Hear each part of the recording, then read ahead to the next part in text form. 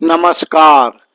अजनाब के इस यात्रा प्रवाह में आप सभी धर्मात्माओं का सादर आमंत्रण है। भारत धर्म यात्रा पर महाभारत को विस्तृत रूप से निरंतर प्रसारित किया जा रहा है। पिछले पर्व में हम महाभारत कथा की सूचना किस प्रकार हुआ उस विषय में जान चुके हैं। इस पर्व में हम महाभारत का मूल कथा विषय में प्रवेश करेंगे। महाभारत का सामान्य अर्थ से हम कुरु पांडव वंश का इतिहास को ही समझ लेते हैं, परंतु यहाँ महाभारत का विस्तृत वर्णन किया जा रहा है। इसलिए हम कुरु पांडव वंश का प्रारंभिक पुरुष, जिस पुरुष से ही प्रत्यक्ष रूप से इस वंश का शुरुआत हुआ, उस पुरुष से ही इस कहानी को प्रारंभ करेंगे, अर्थात चंद्रदेव जी से इस कहानी का प्रारंभ करेंगे। ब्रह्मा जी प्रजा सृष्टि करने के लिए सृष्टि रचना के प्रारंभ में अपने मन से 10 मानस पुत्र उत्पन्न किए और उन्हें प्रजा उत्पादन के द्वारा सृष्टि को गति प्रदान करने का कार्यभार अर्पण किए। ब्रह्मा जी के मानस पुत्र में एक प्रमुख नाम महर्षि अत्रि का आता है। ब्रह्मा जी के द्वारा आदेश प्राप्त करने के पश्चात महर्षि अत्रि पुत्र सृष्टि के लिए तपस्या करने बैठे। परम आनंद स्वरूप ब्रह्म ज्योति को वो अपने दोनों आंखों के मध्यवर्ती स्थान पर उद्भासित होते देखे। ठीक उसी समय देवादिदेव महादेव माता पार्वती जी के साथ महर्षि अत्रि के सम्मुख उपस्थित हुए। उनका दर्शन पाकर महर्षि अत्रि के नयन से एक बूंद आनंद अश्रु निकल आया। उस आनंद अश्रु बिंदु से जन्म हुआ चंद्रदेव का। शिशु चंद्रदेव के स्निग्ध प्रकाश से त्रिभुवन दीप्तिमय हो गया। ब्रह्मदेव ने उस दिव्य शिशु चंद्रमा को एक युवा पुरुष में परिवर्तित कर दिए। सभी ब्रह्मर्षि देवर्षियों ने उसे वैदिक सोम मंत्र द्वारा अभिमंत्रित किए। इस प्रकार क्रियाकलापों से युवा चंद्र अत्यंत सुंदर मनोहर कोमनीय युवा पुरुष में परिणत हुए। उनकी सुंदरता से प्रभावित होकर प्रजापति दक्ष अपने 27 नक्षत्र कन्या अश्विनी भरणी कृतिका रोहिणी आदि का विवाह चंद्र से कर दिए। चंद्र का जीवन कहानी हमें महाभारत के साथ साथ विभिन्न पुराणों में भी मिलता है। प्रजापति दक्ष का 27 कन्याएं रूप और गुण में सभी असाधारण, परंतु उनमें रोहिणी सर्वाधिक सुंदरी।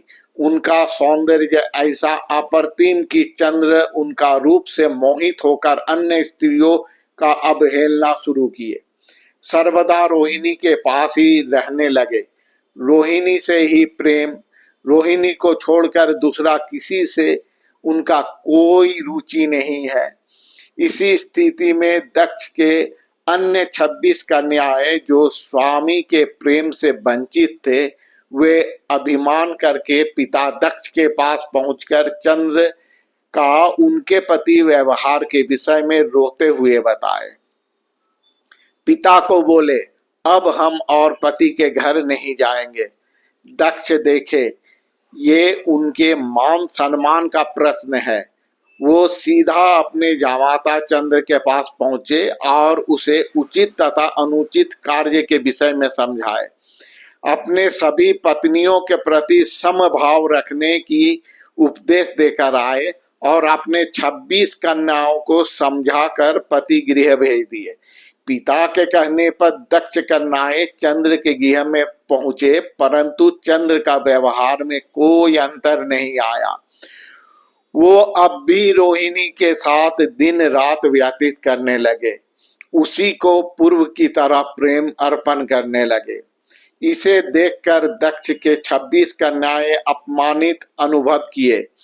वे लोग पुनः पिता के पास पहुंचे और बोले, आपके समझाने का किसी तरह का प्रभाव आपके जामाता पर नहीं हुआ, वो पूर्व की तरह ही है।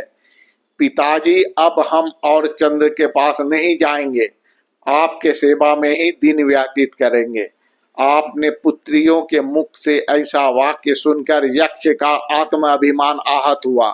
वो चंद्र के पास पहुंचे और अभिशाप का भय दिखाकर सभी पत्नियों के साथ समभाव का व्यवहार करने की बात कहकर वहां से लौट कर आए और किसी भी प्रकार से अपने पुत्रियों को समझाकर चंद्र के पास भेजे। परंतु अब भी चंद्र का व्यवहार में कोई परिवर्तन नहीं आया। वो पूर्व की तरह ही अपने कार्य में लगे रहे। दक्ष कन्याएं पुनः पिता के पास पहुंचे और बोले, पिताजी, इतना कहने के बाद भी आपका जमाता आपकी बात का अवहेलना कर दिया। अब हमारे जीवित रहने की इच्छा ही समाप्त हो गया है। आप अगर हमें जीवित देखना चाहते हैं तो इस प्रकार कार्य कीजिए। अब प्रजापति दक्ष क्रोध से यानसुन हो गए। ये उनका चरम अपमान है। वे चंद्र के पास पहुंचे। अब वो समझाने का प्रयास नहीं किए, सीधा स्पष्ट रूप से अभिशाप उच्चारित किए। उन्होंने चंद्र को भयानक जक्षा रोग से पीड़ित होने का अभिशाप दिए। अभिशाप के साथ ही चंद्र का क्षय होना प्रारंभ हुआ। उनका चेहरा कालिमा लिप्त हो गया। उन्होंने अपने क्षय को रोकने के लिए अमावस्या के दिन सरस्वती नदी में प्रभास तीर्थ पर स्नान किए और अपने क्षय को रोक लिए। तब से अमावस्या के बाद चंद्रमा का प्रतिदिन एक एक कला का वृद्धि तथा पूर्णिमा को पूर्णत्व प्राप्त होना और पूर्णिमा के बाद अमावस्या तक एक एक कला का घटना निरंतर चलते आ रहा है। अगले अंग में हम चंद्र और तारा की कहानी को जानेंगे। नमस्कार।